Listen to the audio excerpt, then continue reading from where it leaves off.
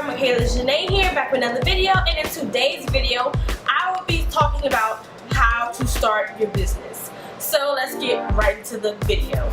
Alright you guys, so if you have not watched my latest Chit Chat Get Ready with me, it will be in the cards above. But I did talk about how I am starting my business right now. So I thought I'd turn that into a series.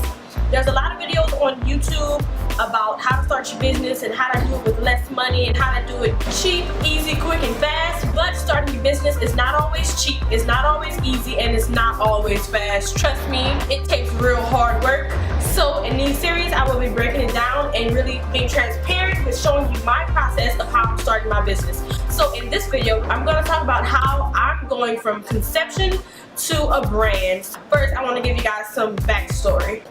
So as I've grown up, I have been blessed with many talents. I can paint, draw, sew, do nails, do hair, I make decorations. Basically everything creative and everything artsy, I do it.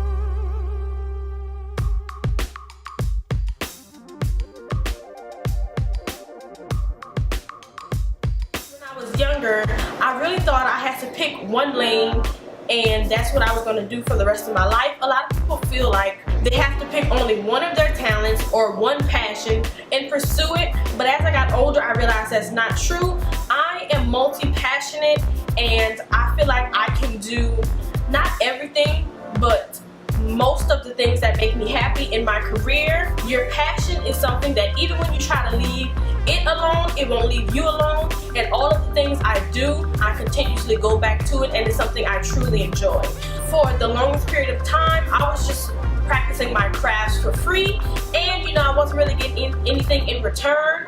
But about in my 9th grade year, I started really getting serious with my crafts a little bit, not a lot. And people would pay me here and there, but it wasn't until my junior year and this summer where people seriously started to take interest in my craft and value my craft. So at the time I still wasn't thinking much of it, but I realized that once people start to take value in what you do, it's time to start charging and putting a name to what you do. This summer I did 2 people's hair, I did prom makeup, I did a self-portrait for a girl's graduation party, I made some glasses, I decorated 2 parties.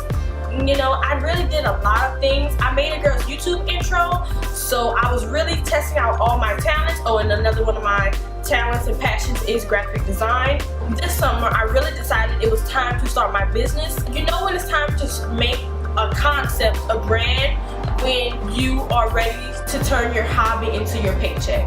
I saw that saying on a video I watched recently and it really resonated with me because all these were my hobbies, but it was really time to buckle down and take things seriously and make it a brand. Yeah, so once I realized that it was time to buckle down and get my business started, then I knew I had to gain as much free knowledge as I could. So I got into podcasting, which was the best decision ever. A lot of people go to Google or they go to YouTube for free information and free knowledge, but I decided to do podcasts because they're hour-long classes. You can just listen to them while you're doing other things.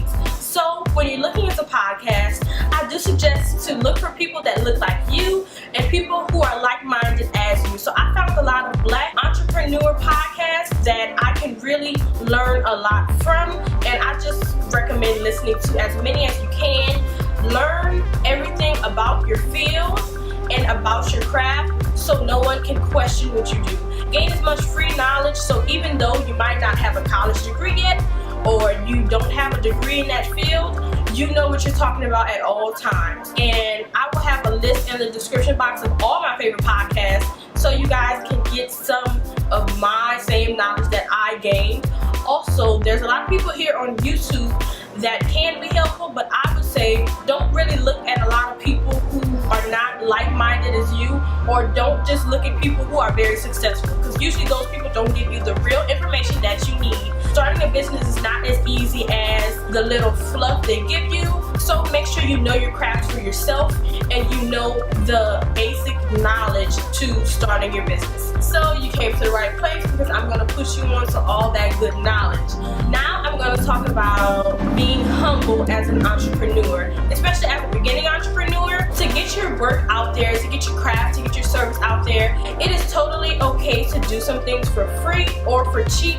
Right now I am in the cheap stage and the free stage. I made a girl's YouTube intro for free, and that wasn't a problem, because when you build business relationships and you take the effort to send a cold email and you send a DM message, you text someone asking them to do something for you, there has to be like a give and take. It has to be something in it for you and something in it for them. By me doing that intro for her for free, one day if I need something else from her, I can ask her, or when she tells people, that's going to be promotion. So when you're doing something for free, make sure you're getting promotion in exchange. Don't just let them take your product or take your service without a promise of promoting you. And also, if you don't know what a cold email is, a cold email is emailing or messaging a person in hopes of them being able to work with you and you giving your product or service to them in exchange for promotion. I say when doing that, don't be afraid to hit people up. When you're looking for influencers or brands, if they have an email in their bio, as long as you're coming to them professionally, I'll say at least come to them. Don't badger them or pester them, but go ahead and give it a try, because it does not hurt to try. Go to people who you think are also like-minded as you. Just don't give it away, give your products away to anybody. Make sure you're giving it to people who you would want to represent your brand that you're creating right now. Now I'm going to talk about my business cards and all kinds of stuff like that. Once I figured out my names and my concept and my slogan, which those are really superficial things to your business, but it matters. Once you put a name to something, then it's better when you're at school or when you're at your job, your current job. You can just be like, I actually have a business, it's legitimate, here's my business card. But I made my own business cards.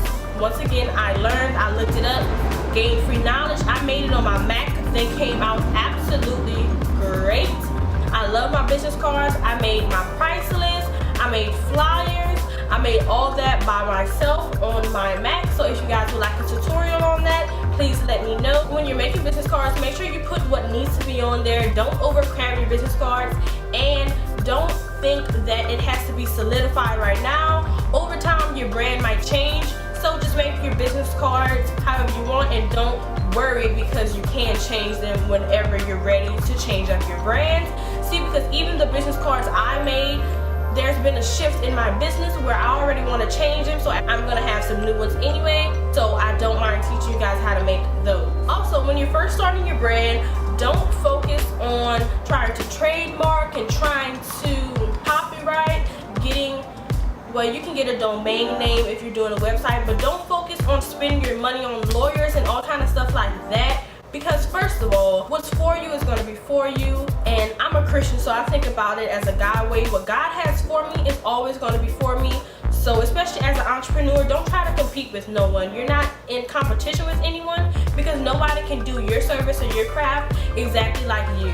So as long as you're being you and genuine, you don't have to worry about being in competition with anyone.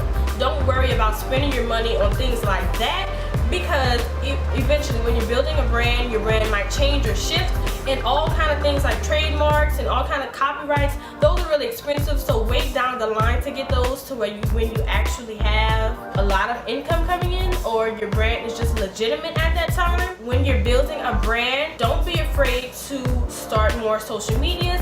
Right now I only have a YouTube and a Pinterest, and I'm at the stage where I think I am ready to actually start my Instagram.